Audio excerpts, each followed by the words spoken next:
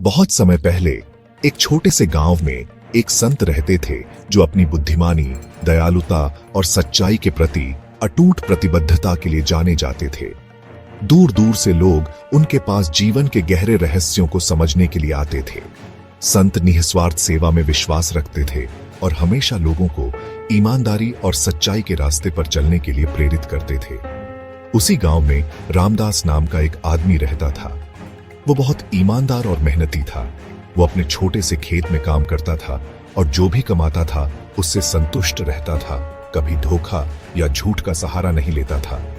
अपनी ईमानदारी के बावजूद कई लोग उसका मजाक उड़ाते थे और उसे मूर्ख समझते थे। एक दिन गांव के मुखिया ने रामदास की परीक्षा लेने का फैसला किया।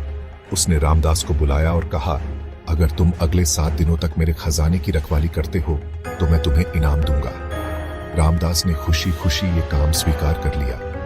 रात में मुखिया ने खजाने से सोने के सिक्के चुराने के लिए किसी को भेजा, लेकिन रामदास ने चोर को पकड़ लिया और उसे मुखिया के सामने लाया। मुखिया ने चोर को जाने दिया और अगली रात रामदास की फिर से परीक्षा लेने की सोची।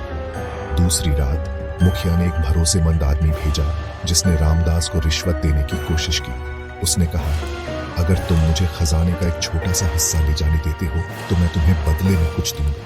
लेकिन रामदास दृढ़ रहा और उसे भगा दिया। 7 दिनों तक रामदास ने खजाने की रखवाली की और अपने कर्तव्य से कभी नहीं डिगा।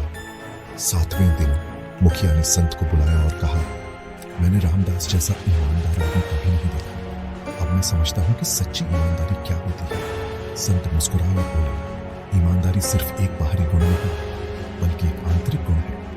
जो व्यक्ति अपने हृदय में सच्चाई और धार्मिकता रखता है वही सच्चा ईमानदार होता है। मुखिया ने रामदास को सम्मानित किया और पूरा गांव उसकी प्रशंसा करने लगा। रामदास की ईमानदारी और संत की बुद्धिमानी ने पूरे गांव को सच्चाई और धार्मिकता के रास्ते पर चलने के लिए प्रेरित किया।